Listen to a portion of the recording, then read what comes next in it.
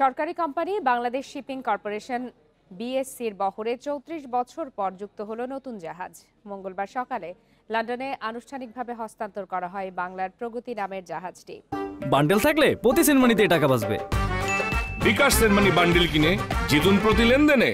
এদিকে আগামী শুক্রবার থেকে জাহাজটি চীন থেকে বাণিজ্যিকভাবে চলাচল করবে বলে জানিয়েছে বিএসসির ব্যবস্থাপনা পরিচালক মাহমুদুল মালেক আরও জানান, আগামী ডিসেম্বরে আরও একটি জাহাজ কেনা হবে। বিএসসির সংশ্লিষ্ট কর্মকর্তারা জানান, দেশের ইতিহাসে এই প্রথম নিজস্ব অর্থায়নে জাহাজ কেনা হচ্ছে। প্রতিটি জাহাজের পণ্য পরিবহনের ক্ষমতা ৫৫ থেকে ৬০ হাজার টন। জাহাজ দুটি থেকে বছরে বাড়তি ১৫০ কোটি টাকা আয় হতে পারে বলে আশা তাদের। দুই জাহাজে পালাক্রমে বছরে ১৫০ নাবিকের কর্মসংস্থান হবে। এর আগে গত বছর আগুনে বিএসসির দুটি জাহাজ বাংলার সৌরভ ও বাংলার জ্যোতি পরিত্যক্ত হয়।